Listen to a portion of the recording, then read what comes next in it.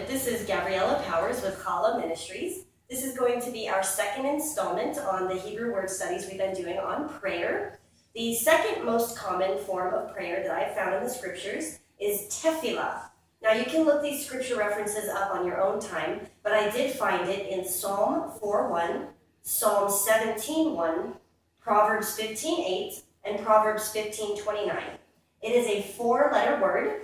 The very first letter is the letter Tav, which means mark, sign of the cross. It also represents return and restoration of what was left behind, as in the tribe of Dan.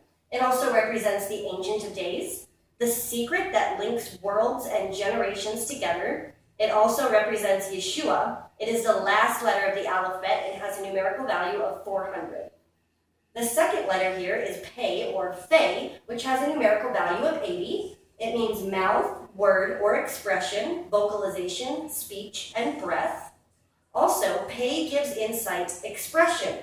There is a hidden bait within the Pei, showing our spoken words create things in the dwelling place in lower reality. Moreover, Yahuwah's words spoke all things into existence, and the numerical value of 80 represents strength in human life. The third letter is Lamed, which has a numerical value of 30. It represents a shepherd's staff. It also means to prick, excite, sting, or goad. It is the tallest letter of the alphabet, so it also represents the King of Kings and a heart that understands knowledge. The numerical value of 30 represents learning. The last letter, He, we've had quite frequently. It has a numerical value of 5, which represents all 5 levels of our souls. Also represents the outbreathing of Ruach, and because it is at the end of the word, it is feminine and fruitful and reproductive. It also means look or behold. So what can we understand about Tefillah, or intercession, from these 4 letters? It's interesting that this word starts out with the last letter of the alphabet, Tav, as it reveals that all intercession is to be made through the name of Yeshua, which is salvation. Through his act on the cross, we can boldly approach the throne of grace. Through his intercession in his name, he brings restoration and returns what was lost or left behind. The second letter reveals the strength in human life when we intercede in Yeshua's name.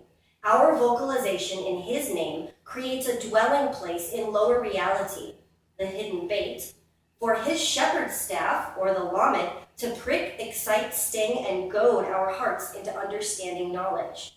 This fills all 5 levels of our souls, allows the outbreathing of Ruach to manifest fruit in our lives through our intercession. This will reproduce the process, turning us again to the sign and mark of the cross when our hearts are burdened. So, true Tefillah, or prayers of intercession, begins at the cross in the name above all names. Our vocalization in his name brings about restoration and return, as well as a heart that understands knowledge. The way Yeshua taught us to intercede. Yahuwah's will be done on earth as it is in the heavens, which will produce the fruit of the Spirit in all 5 levels of our soul and manifest the realization of the power in the name of Yeshua. So our first word study on prayer was kara, to call. The second one is to intercede. We can see the differences here. Intercession is all about going to Yeshua and what he has done and the grace that we have through his blood sacrifice and our belief and calling upon his name. I pray that blesses you in your prayer lives, beloved. Shalom Aleichem.